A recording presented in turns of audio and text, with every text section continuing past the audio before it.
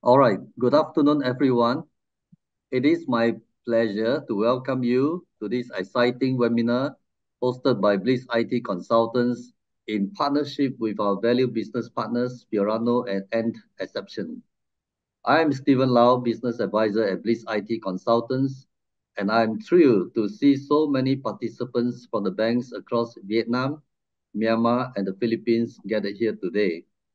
As most of you may be aware, Blitz is a fast-growing system integration company providing integrated payment systems and compliance solutions primarily to the financial services sector in the region. Blitz has been a Swift partner since 2005 and has over 15 years of experience in providing Swift care and services to our clients in the region. Next chart, please.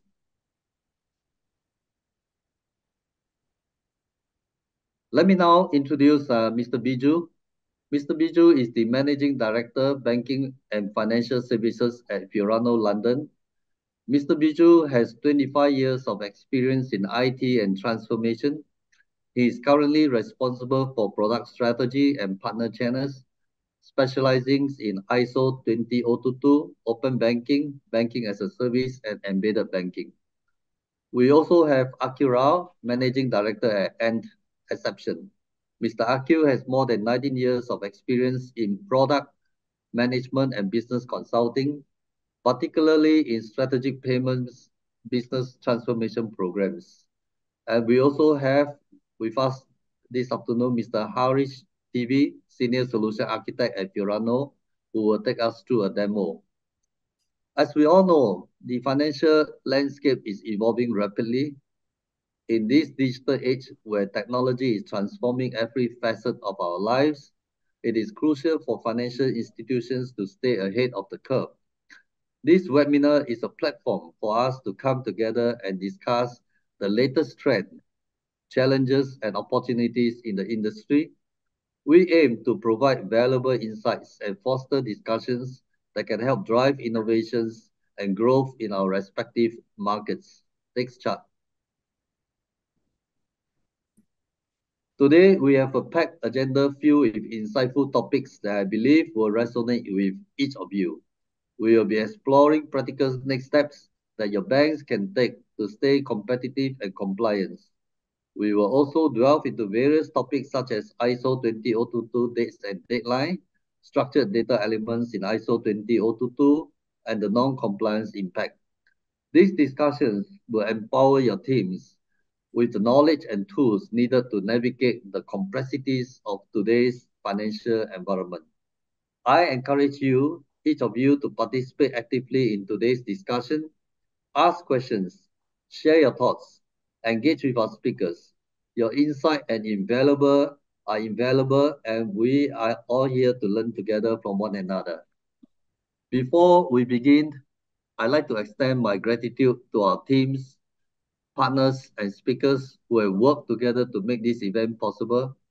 Their expertise and commitment are essential in driving meaningful conversations and insights.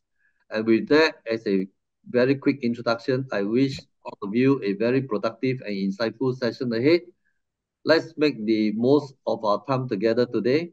Thank you, and let me now pass the time to Biju, Managing Director at Fiorano, to take you through an interesting topic entitled ISO 20022 Dates and Deadline. Biju, please.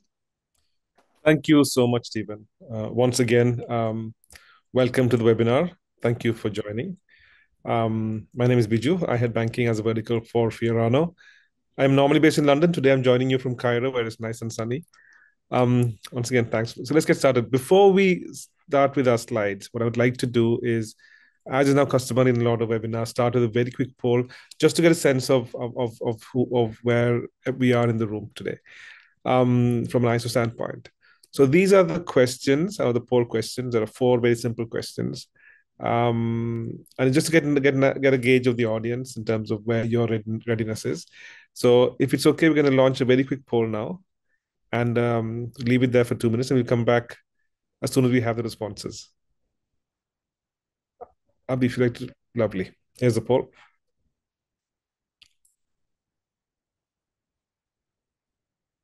Please do respond.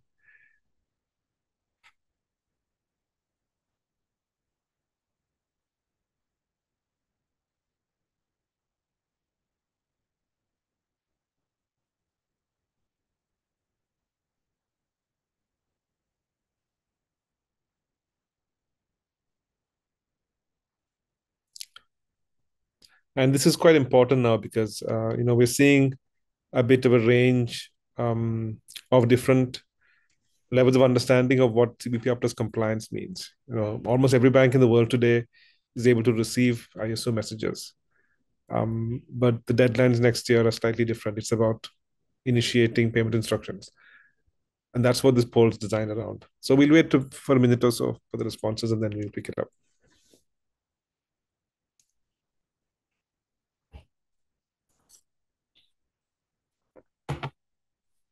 Abhi, do we have the responses?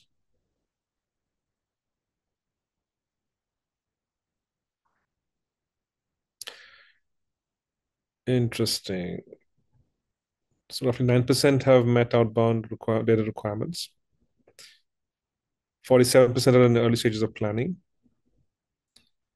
30% just to meet requirements. And 14% are in the process of rich data. Akhil, what are your thoughts, Akhil? So, this is the way it looks like. From the poll, we see that, I mean, of course, Asia Pacific was one of the first geographies who actually started more migrating towards the ISO because they had the internal high value payment transformations going on in country by this thing. So I think that is the reason we see a varied percentage across, which is very good. It'll make our whole webinar very interesting. Yeah, absolutely. And I think the overall trend is not too dissimilar to the rest of the world also. Correct. Yes. Percentage that is Absolutely, yes. Stages, yeah. I'm perfect. Lovely. Thank you so much. Let's kind of move on. So if you can go to the next slide, please. So let's start with the timeline, right? And we thought the timeline is quite important because many of the banks we're working with started off with the message saying, yes, we are already CBPR plus compliant. Because for obvious reasons, you have been receiving payment messages since early 2023. But we thought it was relevant to kind of put up the overall timeline and talk about the key dates, requirements, and impact. So as we all know, CBPR Plus has been live since March 2023. In November, there's been a significant update last year. We are expecting a significant update with the new set of messages in pretty much about a month and a half from now. And that's the blue dot shows where we are.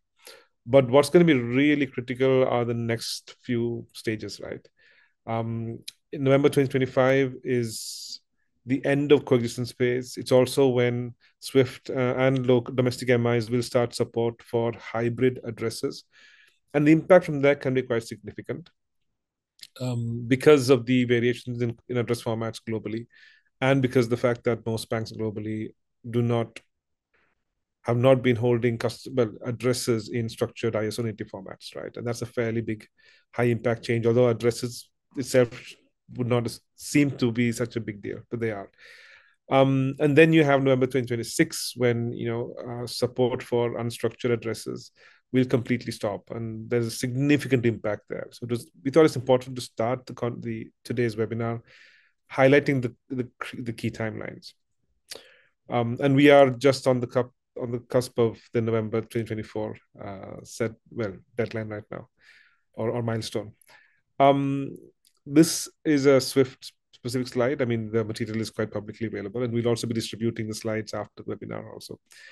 Abhi, if you can go to the next slide, please. Here's another snapshot of the current status of where we are globally. So without going into too much of the detail, I think the key takeaway here is the column on the right. And as you can see, roughly 26% of payment instructions right now are ISO 222. For the majority of banks in the world at this point in time, you're receiving ISO messages. But come next year, you will have to start initiating ISO messages, which means that changes the priorities you as a bank has to be able to start initiating payment messages with structured data. And that can become quite complex. I think another key thing to think about is the fact that while currently 26% of global network traffic is ISO 20022, in many cases, because the whole industry has not yet moved to it, a lot of the messages still pretty much like for like, which means they may be following an ISO 20022 structure, but the content is pretty much, in many cases, not always, not rich completely. It's not fully, so it's not rich, right? And till now, that means there's not much of an impact in terms of data truncation. There is some impact, and that impact is growing day by day. But once what is going to happen is once the entire network upgrades properly to structured payment initiation, um, most banks who are receiving those messages, unless you're able to contain, manage the extra data, it's going to result in significant issues operationally and in terms of regulatory reporting. So that's quite important, because what ISO will look like a year, 18 months from now, in terms of impact on your bank's existing systems, is significantly different to what the last, let's say, 12 to 18 months has been like, because specifically of the fact that much more richer data is going to be on global networks. Let's move on to the next slide, please. And we want to take just maybe 1 or 2 minutes to kind of once again highlight the benefits of ISO 20022. People, Swift and many other institutions globally have been publishing lots of content and material around the benefits of ISO 20022. In general, we can see those benefits split into 2 categories. One is about running your business. Okay, how can you make processing more efficient? And specifically, when we talk about structured data, that's the key element that's going to be a game changer, right? So it's the ability for you as a bank to be able to consume and act on very specific data sets related to different parts of improving payments efficiencies that are going to allow you to run your business more efficiently with more automation, and eventually incorporating a lot of the benefits that the developments we're seeing in the AI world is going to be able to deliver into banking, to improve processing and things like straight STP, improve investigations, improve financial crime compliance, and regulatory reporting. So that's one side of things, which is purely the ISO data helping you as a bank to run things more efficiently, run transformation, run automation. The other side of ISO 20022 is really about how can you monetize the data. Right? And a lot of that comes down to how will you use the extra data in ISO to be able to do things like growing your business. And I can give you a very simple example. There's a beautiful intersection between open banking, ISO 20022, and CRM data. The kind of profiling you as a bank can do when you combine multiple data sets, which ISO enables, supported by open banking, is huge. It's almost transformative. And we've got some examples here about building better value propositions in different verticals and enhancing customer insights. But in general, there are these 2 categories. And one thing we're beginning to see with different banks globally is different teams being set up to be able to think about how they can improve their business based on ISO data. And it kind of very nicely fits into these 2 categories. So the benefits are huge, and the benefits will be quite evident, available once the industry moves, and you as a bank will start having access to very structured data that's coming in. Let's go to the next slide, please. So I represent Fiorano, and we are a global independent software vendor. We work with banks all over the world on multiple programs, including open banking and core modernization and ISO 20022. And one of the things we're seeing quite consistently, while the benefits are quite high, are some of the challenges, right? And quite often, a lot of the challenges are to do with the fact that many systems in banks are not native ISO 20022. On the one hand, there are guidances from people like Swift to be able to upgrade core systems. But quite often for a bank, that upgrading core systems is not going to be just one core banking platform, right? So remember, while right now the impact of ISO 20022 is primarily for the payments domain, over the next 5 to 7 years, we're going to see similar impact on trade finance and securities at a minimum. So there's no quick fix to this. It's not a singular domain problem. It's quite important that as a bank, you look at ISO 22 as a whole. Quite often, even for the banks who have spent millions of pounds upgrading core systems, quite often you will find that that one system is not going to be it all, because the impact of ISO 22 is quite broad. It affects multiple systems. And the impact is because of primarily the data. There is an impact from incoming messages when data comes in, to be able to hold and manage the extra data. And there's an impact on when you have to initiate a payment message, on your ability to be able to inject the extra data required to create a rich structured message. And those two categories of incoming and outgoing data management are what's becoming a problem. So quite often we're seeing, even if you do go through a fairly complex and disruptive core upgrade, one system upgrade may not be enough. So there are better ways to do it, and that's something we're going to present to you today. But before we do that, can you go to the next slide, please, Adi?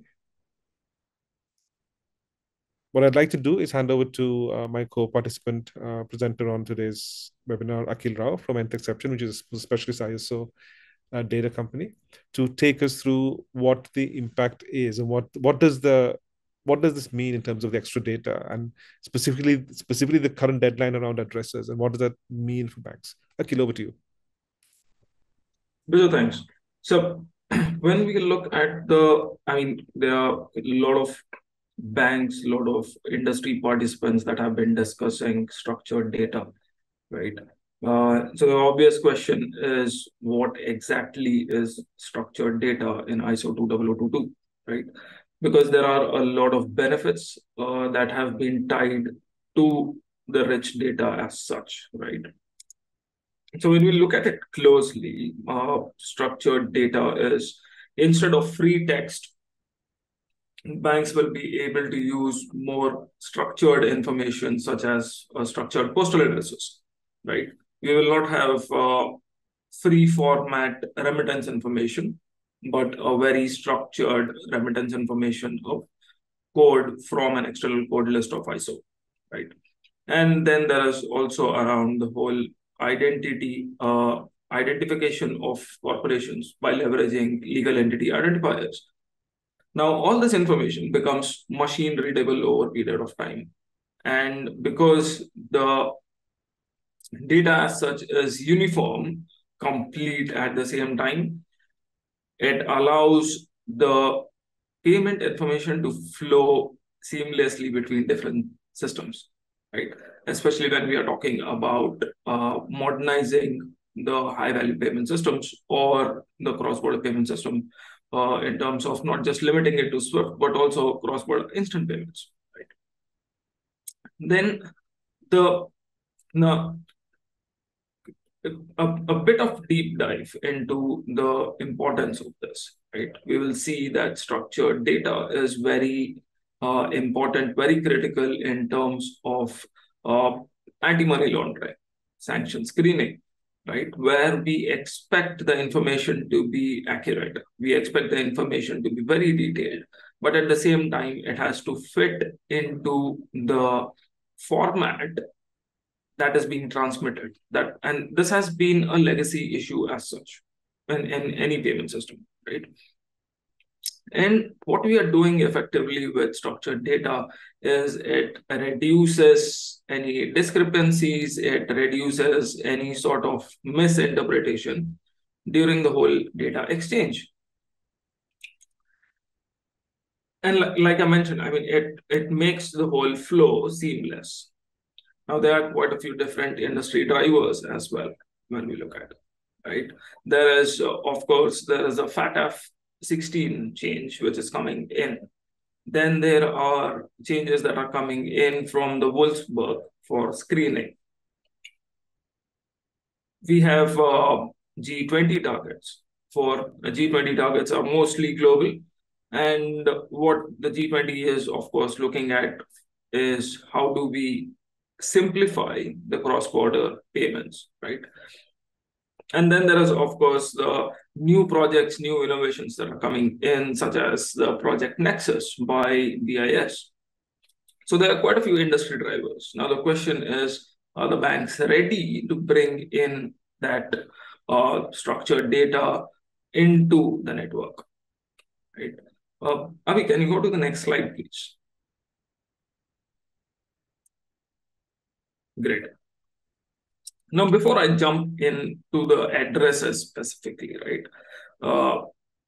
let us take a step back and let us understand what are the challenges, right, around structured data, and then we'll move into the change that is coming in on structured addresses.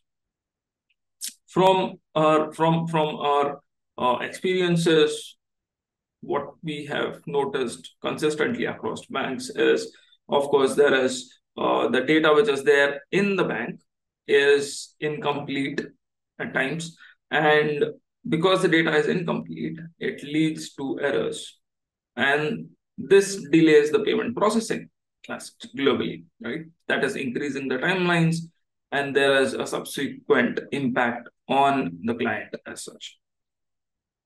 Then there is the legacy data which is sitting in the systems. Now, because of the legacy data which is unstructured, it does not meet the current day ISO requirements. That again brings in data format issues, right? Because there is no consistency around the data as such, right? And of course, I mean, we also understand that because the data is broken, because the data is not formatted and is free format, right? It impacts the AML processes, it impacts the sanction screening processes. And this in turn brings in risks in terms of penalties of non-compliance, right? And then there is also the whole system upgrades and integration, what you discussed a couple of minutes back, right? If we look at slide on the screen, right, we are talking about we are in the current stage of unstructured addresses, right? If we just focus on address as such, because there are linked deadlines around structured addresses. So unstructured address is the current format that we are using, that is on the MT, the Swift MT messages, right? But the plan, what Swift has proposed is we are going to, as an industry participant, we are going to move to hybrid addresses and eventually have a focus on structured address implementation, right? So the structured addresses come into play next year, and then we have the fully structured addresses that is going to be a preferred way for any communication as such, right? So when we say structured addresses, right, there are a couple of different benefits if you look at it, right? It is not just complying to a deadline, but banks must also look at, okay, how are we going to leverage structured address to improvise our current day processes, right? Is there a possibility to push that structured address into our sanction screening list, into our gray list, right? And improvise the process, right? That is one way to look at it, right? Abhi, if you can go to the next slide, please. That is, I believe, we're discussing the deadlines around current, right? So this is a very industry address specific timeline, right? And this is only for Swift that we are talking about. As you see, fully structured has a complete end 2026. Fully structured, we can still do that. And then the 2025 deadline around hybrid addresses, which are going to come in, which is completely new, right? The question then also comes in, are banks ready at some point, or do they want to have any sort of remediation process to validate the addresses which are there in the system itself, right? So it is going to be a lengthy process over a period of time, but it is also going to deliver its benefits as well, right?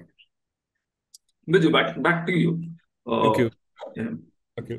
And I think it's worth mentioning also, this is quite important, is the fact that while these broad deadlines globally are from Swift on the CBPR Plus program, multiple MIs are also moving to the need for structured addresses Absolutely. with Swift. So it's important to be aware of the fact that this is not only going to impact cross-border payments, the need to be able to handle, manage structured addresses is going to impact domestic payments also. Absolutely. So just to add a point, Biju, so there is, I mean, if we are like, on that particular point, right? I mean, how it impacts not just cross-border, but also the high-value payments, right? Say, for example, the RTGS, the UK RTGS, which is undergoing its own transformation, they are going to mandate structured addresses, right? And not just structured addresses, they have a full plan how they want to uh, implement legal entity identifiers and also purpose codes and remittance information over a period of time, which is going to get mandated for all GBP/sterling payments, right? And if the direct participant is not able to provide that, there is also a possibility that bank may just reject it at network level, right? So it is going to create a whole set of rejection of payments and also a whole new processes where the whole customer complains, right? Yeah, please. So I mean, I think the idea of today was to try and provide some clarity around the impact. Well, what does it mean? And like Akhil mentioned, there are 4 different categories of structured data: purpose codes, remittance information, alien information, and addresses. The highest impact right now globally is managing the address problem for being able to for payment initiation messages. But today it's not all doom and gloom. We wanted to kind of talk to you about an answer to the problem also. So if you go to the next slide, please, Abhi. And these are things that we are working on very closely with Steven's team, with Blitz, in the APAC. So many of the banks on this program may have used external translators to comply with incoming ISO requirements. That was probably good till now. That those are not going to work going forward for ISO publishing requirements. So Fiorano is a 27-year-old ISV. We have been working in banking for roughly 16 years all over the world, in multiple spaces. You know, payments is of course one of them. But what we have is a Swift certified translator, which unlike other translators that sit outside the systems, we sit in between the bank systems and the bank's channels. So essentially, we form the Fiorano product is pre-certified for CBPR Plus. There's no development required; it's plug and play. It is designed to sit in between multiple systems the bank may have and external networks, and it comes pre-built with MX to MT and MT to MX translations for CBPR Plus, but which can be easily extended to other schemes. So the benefit is very simple, right? Instead of spending millions on a core upgrade, which will still then impact only one system, and leaving you as a bank with multiple periphery systems that will get impacted over the next 7 years. If you use a centralized solution, you can fix this permanently for multiple systems and multiple domains. Again, going back to the point that right now it's the world's payments domain. Over the next 7 years, at a minimum, trade finance and securities will also migrate. So, so even if you were to spend millions of dollars right now on a core upgrade, it will not stop there because there are other domains being impacted. Whereas this kind of model will fix the problem. And what makes the proposition quite unique is 2 things. One is the fact that we can sit between multiple systems and channels, but we can also provide a fix to the corporate to bank side of things. Remember, a lot of your payments that are coming through corporates are impacted from an ISO standpoint, and there is no mandate on corporates to fix this. So if you deploy Fiorano in a corporate to bank gateway, you can fix issues straight away out of the box. And what makes it quite unique is when we club our translator with the Swift certified data fabric from Nth-Exception, Akhil's organization, which essentially provide very critical functions to manage the extra data. What that means is for incoming payment messages, when you have extra data that will start coming onto networks very, very soon, if not already, you will see that impact. It will affect regulatory reporting. It will affect operational reporting. With the solution we have, because we sit in between systems, managing the data centrally within your bank, think of this as almost complementing the Swift Transaction Manager. The Swift TM will harmonize data between banks This is a permanent solution within the bank. So you have everything within your data centers under your control. For incoming message handling, Fiorano receives an MX, translates to MT, and the extra data is saved in Nucleus. Both products are Swift certified, but the data is then available to operational users for querying, for reporting, and for regulatory updates also. For outgoing, this then becomes a fairly bit of a game changer, because what Nucleus does is it uses machine learning to provide Fiorano's translator with structured elements. What that means is that we can receive a standard unstructured MT from your core systems without any changes on the core platform. I can take the MT file, step it up to MX. Nucleus will specifically enrich data sets. So you can send an MT to Fiorano with unstructured addresses without LEI information, as an example. Nucleus will do an LEI lookup, enrich the information, send it to Fiorano. Nucleus will take that unstructured data set, identify the country, identify the address format, and restructure the address as per the 14 low-level ISO data fields that have been mandated, and send Fiorano that input in a structured format, thereby allowing us to take that unstructured MT from your core systems and create a fully structured, rich MX. That's very, very powerful, because without this kind of a capability, and machine learning has been hugely beneficial to be able to provide the kind of automation we need. But without this kind of facility, you're talking about, impact, timeline, spend is going to be 10x what it otherwise will be with a solution like this. Next slide, please, Abhi. And essentially, right, so what we're able to do is manage the addresses, the data, right? From an incoming standpoint, there is data management. So the data fabric will essentially link message pairs up, store them, deconstruct them into low-level fields. See, a lot of banks initially, when ISO went live, have tried to take the approach of storing the full message set in a traditional RDBMS blob format or in a file folder. Now, in reality, while in your mind you're thinking that's there, so it's useful, you really can't do anything, because you're talking about rich structured data and multiple fields. You can't really access that from any of these two formats, right? What Nucleus does is it deconstructs them, saves the messages with every single low-level field, granular field identified and linked. So you can then shoot a SQL query or an API query into Nucleus and ask for data sets back, right? And that allows us to do very powerful things. Will allow us and you as a bank adopting it to do things like operational reporting, operational automation for things like data glueback. So I can receive an MX file, translate to MT, run the MT file on your existing MT core system, and on the outgoing journey, take the MT output, step it up to MX, glue back data, and send a fully structured MX so that you appear to be ISO native to your audience, and you don't, without upgrading core systems. With all the data being managed, that's a critical difference, right? You have to manage the data.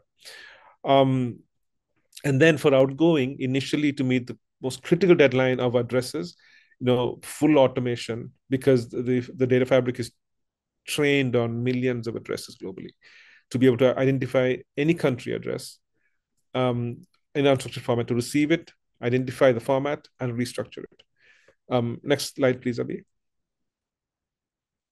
Again, the product sets, there's two components here. There's a translator, which does integration, orchestration, and translation. And then there's a data fabric, which is just data management. Both product sets, as part of the solution, are CVPR Plus ready. Both product sets are managed by Stephen's team, Blitz IT. They are fully certified, trained, and ready to implement the product sets regionally. And these are both Swift certified and ready to be deployed, and they can also be extended to other schemes.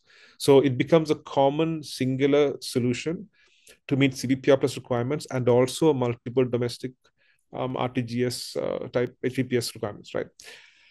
And that's it, right? So the idea is that while we spoke about 4 structured data sets that you have to think about: postal addresses, LEI information, purpose codes, and remittance information, Right now, for the next few years, the real priority is around addresses and to a certain extent, purpose codes. For example, like the Bank of England address example that Akhil provided earlier. And Nucleus becomes a solution within the bank to be able to provide that. When you club that with Fiorano, I mean, the problem kind of goes away. And you have a quick fix, but also long-term, very strategic solution to be able to leverage and monetize ISO data also. I think enough said. We've been going through lots of slides. We please do send your questions in.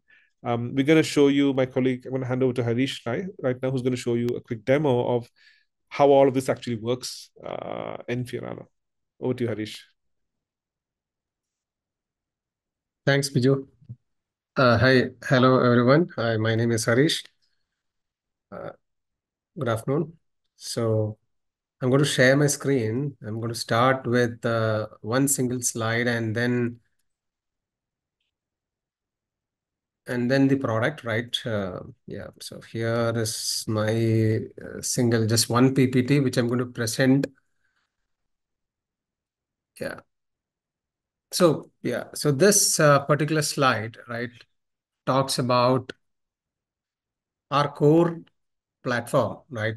So we have built the solution, the integration accelerator, Fiorano FIA, which is Fiorano integration, ISO accelerator, right, is built on top of our hybrid integration platform, right? So which the architecture, what you see is of that particular system, right? So here we have, so our platform is basically built on top of Fiorano MQ, right? Which ensures we have the asynchronous message driven architecture, ensuring the messages are not lost even if there is a network failure, right? And in the middle we have the central server that monitors all the deployment servers that you see in the bottom, right? 6 black boxes. And so basically you can start with one single server. You don't need to have 6 servers. You can start with one and then you can scale up by adding any number of servers, as and when you want to scale up. For FIA, right, you don't need so much servers. But however, if you have want to scale up for different other use cases, which I'll be just taking you through, you can even scale up by adding any number of servers onto your network, right? Yeah. So and then of course we have tools that I'm going to show you, right?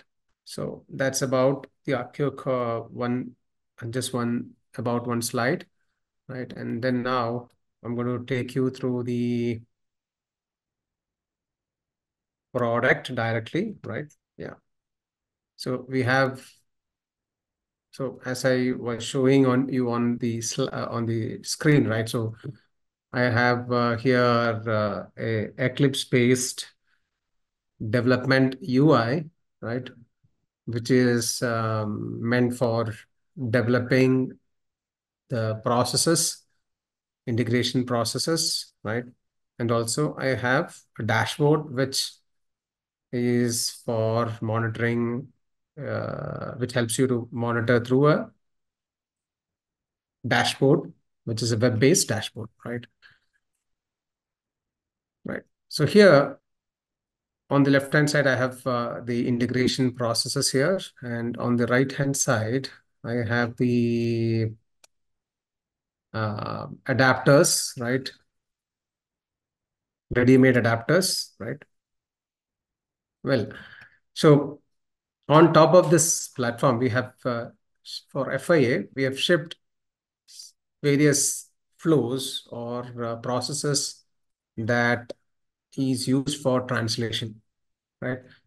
So for instance, you can see there are 2 folders. One is MX to MT and one is MT to MX, right? So these processes, right, basically translate from MX from one format to another format, right, which is predefined, right?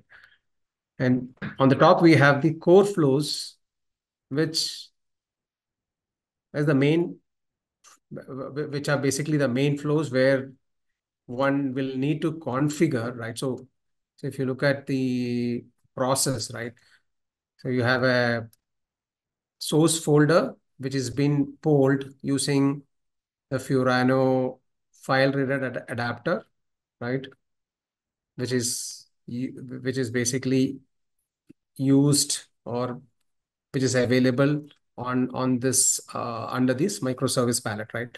So we have used this to poll a file reader from a file folder, and then and it goes to the core flow, right, which internally routes to the flows that you see under MT to MX or MX to MT flows, right? And then finally, the output, right, will be returned into another target folder, which can be changed, right, as per the customer's requirement. For example, if a bank uses MQ, let's say an IBM MQ or a Kafka, or if let's say someone wants to expose them as an API, right? So we have adapters here, right? So we have various adapters where you can configure the target and source endpoint, and also you can expose the whole process as an API, right? You also have FTP based adapters. Let's say even in case if you want to set alerts, right? In case if something happens or some events within the flow, you can use alerts like email or SMS, right? Using SMTP adapter or SMPP adapter. Yeah. Okay. So yeah. So that's about the flows here, right? So yeah. Apart from this, right? So one can also develop a process something like this, right? For example, this is a process which was developed for bank in Cambodia, where no, of course, we have multiple other customers. This is just one flow where uh, it is this particular flow is exposing an API that listens to a request, an outgoing request from their channel systems. It is getting converted into ISO 8583 from its proprietary message format. Then it sends to the fast system, right, which is central banks network, RTGS network, and the response, which is nothing but a web service, right? And then the response from the API is getting converted back to its proprietary message and is sent back, as a response to the original request, right? And so basically you can create any kind of complex processes like this, right? So this is another complex process. This is not part of ISO, but this is a customer onboarding process which does various steps, right? Various steps in registering a customer, right? So here it does a KYC check, it does an account creation, it does a customer ID creation, it also updates loan lending system. So this was developed for another bank, right? So just wanted to show that we are basically flexible enough to handle various uh, requirement, right? Not just ISO 2022, right? Or for CBPR. So even you can have any to any kind of translation here, right? Yeah. Can I add a So point? 1 second. Sorry, just 1 second. So I please. think a few things to highlight, right, from what Harish has shown you just now. One is the fact that for CBPR Plus, there is no development required. I mean, while what we've shown is a very powerful platform to create new flows, for CBPR Plus, we ship with all the ready-made translations that are pre-certified, right? And as and when Swift updates their schemes, the specifications, those will automatically come into FIA as part of the license subscription. So for CBPR Plus, it's plug and play. We will ship with all the MX to MT and all the MT to MX translations out of the box. Beyond that, like Harish has shown you, Fiorano is very customized. I mean, it's very customizable. So we we are used for multiple use cases beyond ISO 222. So this is one subset. We are used in open banking, in payments orchestration. You can create custom rules in Fiorano. So plugging Fiorano into your environment is also very, very easy, as is, and you can do it in the no-code form, in a no-code format, as is extending the core CBP plus libraries to multiple schemes or specific message types also, including custom formats. So it's not a restrictive locked platform. It's a very open platform which ships with ready-made accelerators. Harish, sorry, back to you. Okay. Well, so here, what I'm now going to show you is the live demo of how the MX to MT and MT to MX work, right? So I have a copied one file, right? I'm going to place this file, right?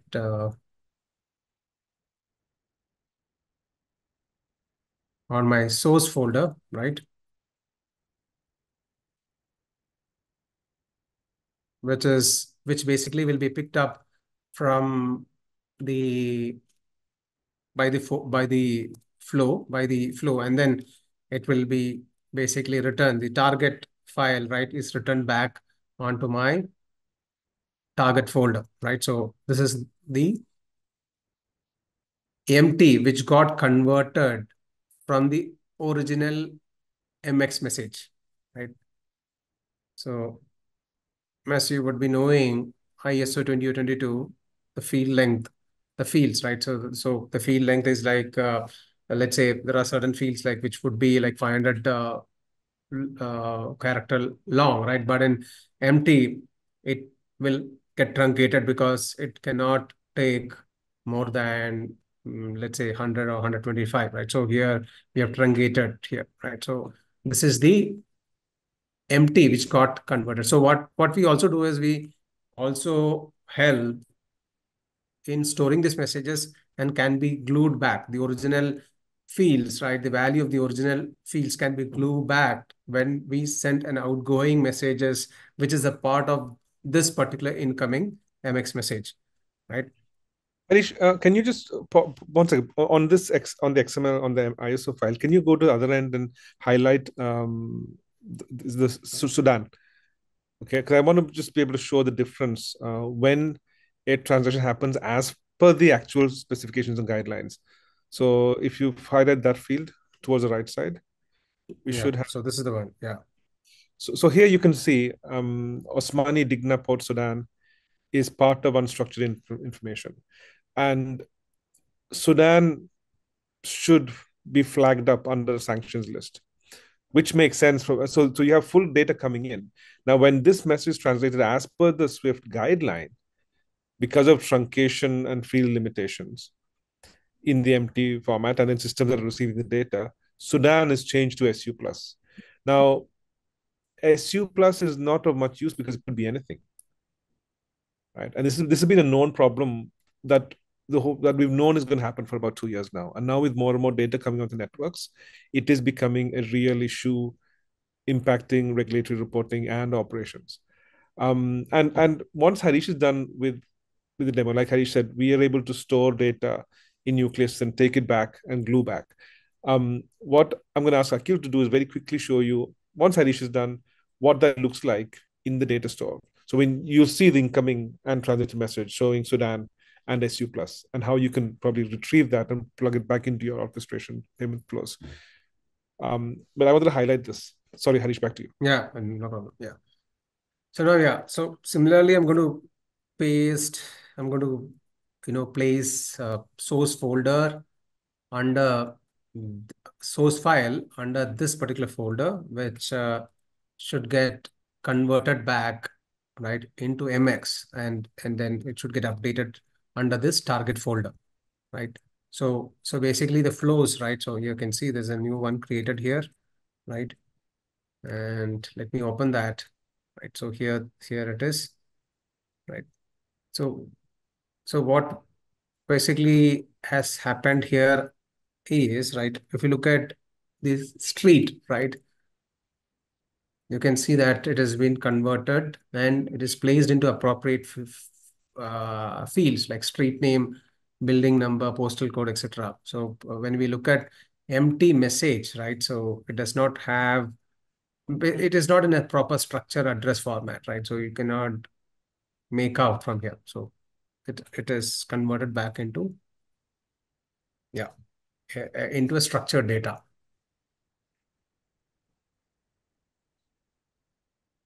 Yeah, I think, yes, back to you, Biju and Akhil. So I think what I'd like to do is, so here the address structuring has happened out of Nucleus. So as you've seen, we have received an empty message. Fiorano is event native. So the moment I get a message, Fiorano will translate it as per the set of the rule book, right? And in this case, Nucleus has taken that unstructured information, structured and given it back to us, which is what allows us to take a standard empty file and enrich data sets, right? And initially beginning with structured addresses, but then adding LEI information, purpose codes, and remittance information. So it's a quick fix to meet deadlines, but it's also a long-term fix to become strategically valuable to the bank adopting it. I don't know, Akhil, would you be able to quickly show these files correspondingly in Nucleus, what that looks like when we store them? Here we go. Lovely. You're on mute, Akhil. Yes, sorry. So what I will quickly do is I'll do a search on the UATR that click on the instruction ID. And here what you see is first section is the truncation report, right? So there is the original MX value of the incoming PAX 008 and the output, which is the empty value. And you see there is a plus, which is in line with the SWIFT requirement, right? So what we do is we segregate the information, map it against each of those fields and against the value as well, right? And the second section is mostly about the enhanced data, the new data that is actually coming in, the rich data for the bank to leverage. This is again by the particular tag, what is your whole field and what's the value against it. Now, what it does is it helps the bank to extract information and then maybe push it to any of your internal system. Like I mentioned, I mean, you can just take this information and maybe for your reporting, or you can take the information and you can push it into your sanction screening systems for more information, for more detailed information, right? And at the bottom of the window, you see there is the full MX message on the right-hand side. And on the left-hand side is the translated NT as well. What this does, it helps the operations team to have a side-by-side look of what is the instruction, original instruction, and what is the translated information together, right? In one view itself, right? And this is mostly about how truncation management works. In fact, what Fiorano can do is Fiorano can also automatically create a MT199 according to Swift requirements, pick up this particular empty value and attach the whole information in terms of what is the full information for the outgoing MT199 in cases of intermediaries, right? So that also can be automated because you have the information in the bank itself. Yeah. I think it's also important to highlight the fact that when Nucleus stores data, it's not purely payments, right? So what we have both done as product sets is incorporate the ISO model into the core of the platform. So right now it's a solution for payments, but tomorrow when trade finance migrates, when securities migrate, with the combined Fiorano solution working with the data hub, Nucleus, it becomes a long-term fix for multiple migration requirements. It's a quick solution, but also long-term fix. Thank you, Akhil, for that. And to be honest, I think that brings us to the end of today's main points we wanted to cover and demos. I think we can go into probably take some questions if there are any. I can see one from Kashif. And I can I have some inputs around that. So maybe Akhil, if it's okay, I mean, so I think it's a really good point. Can you go to the Q&A slide, please? Oh, sorry. I'm mixing up the slides. Sorry, Stephen, over to you. Thanks, Biju, and thanks, Harish, for that very insightful demo. I like to now take you through our Blitz and Fiorano partnership, specifically in two areas. One is the strength of the partnership, and the second is in the value proposition we bring to our client. In terms of the strengths of the partnership, the very first one is complementary expertise. Blitz IT consultants excel in system integrations and implementations, while Fiorano provides a robust middleware and integration technology, making the partnership a powerful combination for delivering end-to-end solutions. Secondly, is on the innovative solutions. Together, we leverage the cutting-edge technology and industry best practices to create innovative solutions that addresses evolving needs for our client, particularly in the financial messaging and compliance. And then the third one, in terms of strength of our partnership, is the global reach and local expertise. I mean, if you look at Fiorano has a very strong global presence, while Blitz has a very strong regional presence. We understand and we cater to the local requirements and regulatory landscapes in Asia, ensuring the tailored solutions for our client, right? And lastly, the collaborative approach between Fiorano and Blitz. Our partnerships thrive on collaboration, ensuring that our clients benefit from a seamless integration of technology and implementation services, leading to a smoother project executions and faster time to market. Now, that's the strength of our partnership. But in terms of the value we bring to our clients, there are four that I would like to highlight. The very first one is the comprehensive compliance solutions. Our combined offerings ensure that clients can easily navigate the complexities of ISO 20022 with structured data formats and compliance tools that meet global standards. Secondly, on the enhanced operational efficiencies, Fiorano powerful integration platforms combined with Blitz implementation expertise, especially in Vietnam, in Myanmar, and in Philippines, enables clients to streamline their operations, reducing costs and improving efficiency, right? The third is the future-proof technology. Now, what do I mean by this? We provide solutions that are not only compliant with current standards, but are also scalable and adaptable to future changes in the financial landscapes. And finally, and the most important of all, is the trusted partnership. Clients can rely on our trusted partnership for consistent support and innovations, ensuring that their business remains compliant and competitive in a rapidly changing industries. So that's what Fiorano and Blitz partnership will bring to you. There's tremendous strength, and there's value proposition that we bring to our client. I like to pass some time to Biju to also highlight about Fiorano partnership with Blitz. Thank you, Stephen. No, absolutely. So like Stephen mentioned, for us, the relationship is very, very strategic. And while we are a product company, we are very much global, right? So our engagements all over the world is very, very dependent on having world-class partners like Blitz, who understand the domain. I mean, and being a Swift partner, the Blitz team is fantastic. They're regional, they're in multiple countries. B, they really understand payments very well. And they've got tremendous amount of expertise on the product sets from Fiorano, as well as in the domain specifically, around payments, around MX and empty messages. And remember, whatever's happening right now on ISO is not just a one-time problem. A lot of people thought it was that last year, but as you've seen, we're now going to a much more complex stage of ISO. And nothing is going to be fixed right even now. Swift are going to keep updating specifications. In payments, there'll be more things added.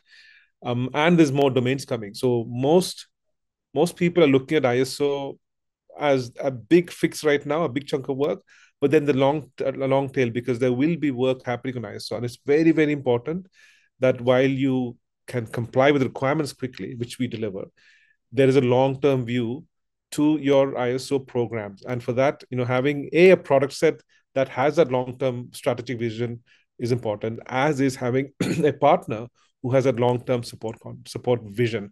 And Blitz have been in the market for many, many years. They're a very trusted partner. They understand the domain, they understand the product set. and they do fantastic handholding. So for me, I mean, Stephen, it's a very, very important partnership, which is working very, very well. But I think that can be leveraged by banks to kind of really get going with all these complex ISO requirements. Yeah.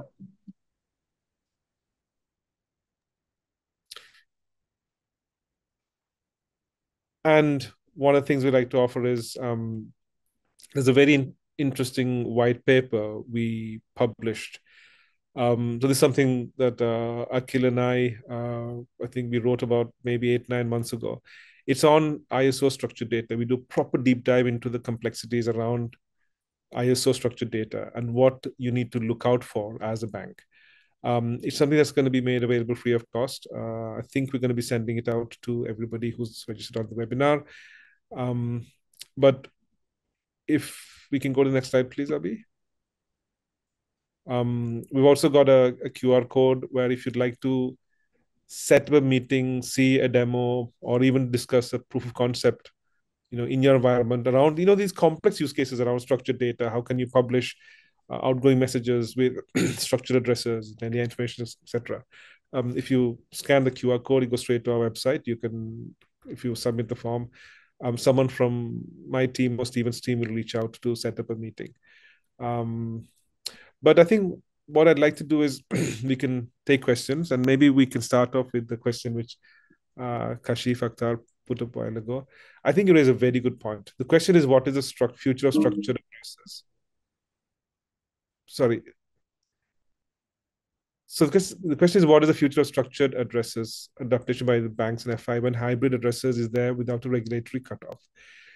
Is the hybrid address not killing the whole idea to promote structured addresses? In short, I would say yes. I think the hybrid address is, for me, it's not been a very well thought through solution, because it essentially, instead of telling you as a bank to fix your addresses once and for all, it's giving you a two-stage fix. So hybrid is going to help a little bit in terms of getting the payment out, right? But it's not going to help you derive benefits out of it. I mean, the benefits of going to structured data, like we said, that are operational and in terms of growth and monetization, are dependent on that granular structured data, be that for addresses or other data sets. Now, by going to hybrid addresses and then going to structured addresses, it is doubling the work in most cases. So what a lot of banks are looking at is actually a way to be able to fix this once and for all. And then you fix it properly, you can move to hybrid structured, but move quickly, or fully structured straight away, but then gain all the benefits from structured data. So absolutely agree with you, Kashif. I think I'm on the same page there.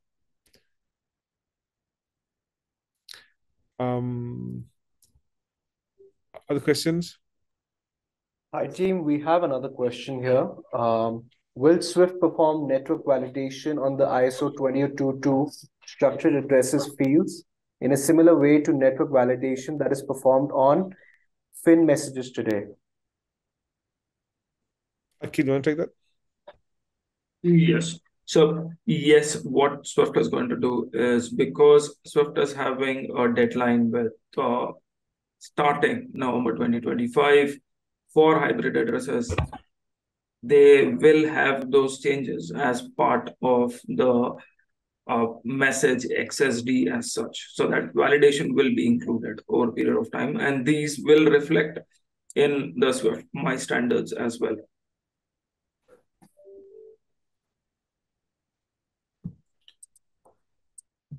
Thank you, Akhil. Any other questions? And don't worry about sending everything right now, right? Yes, you'll get a copy of the slides, and we will be sending out a copy of the white paper. But if there's anything else, please feel free to get in touch with the Blitz site team locally. Oh, there's one more question coming in.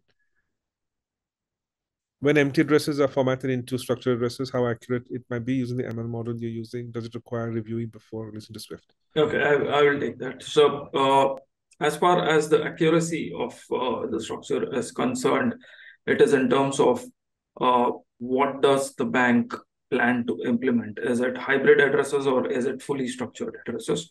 Because if it is hybrid addresses, then what we can do is we can tweak the machine learning output to comply with hybrid addresses. Then if we look at the structured address, what the machine learning component is effectively doing is it is going to just structure the address while we are not validating it to validating the address, because most participants, what they do is they tend to mix up or confuse between validating the address and structuring the address. And I think if I can just add. And as far as the reviewing or releasing before Swift, we understand that it is not going to impact your current process, because most of the payments in most of the payments processing divisions, the payment undergoes verification or a check at some level. So that doesn't affect. No, it is not going to affect STP as well. Biju, please, you wanted to... No, I was just adding that the accuracy percentages in all the work we've done are in the high 98, 97, 98% of accuracy, isn't it, when we restructure? Sorry, I didn't get that, Biju. When we do the address restructuring, the accuracy levels. Yeah, I mean, it depends on the country. So that is the reason I did not touch the percentages as such. Exactly, yeah. Thanks. Yes, of course, the recording will also be sent out. And the white paper, yes. Great. I think there are no more questions. It's been a really good session. Thank you so much, everyone, for joining. Stephen, would you like to say anything before we wrap up? Yep. So once again, on behalf of Blitz and Fiorano, thank you for your attendance. And I noted that many of you have stayed right through the session. I'm thankful that all of you stay right through, and we will keep you posted and updated. All the recording, all the slides will be sent to you. And if there is any further question, please reach out to us. We have our representative from Blitz office in Ho Chi Minh City, in Hanoi, in Myanmar, and also in the Philippines. Please reach out to them respectively. Thank you. And once again, on behalf of Fiorano, thank you very much. Thank you so much. Bye. Thank you. Bye-bye. Bye, everyone. Thank you all. Bye.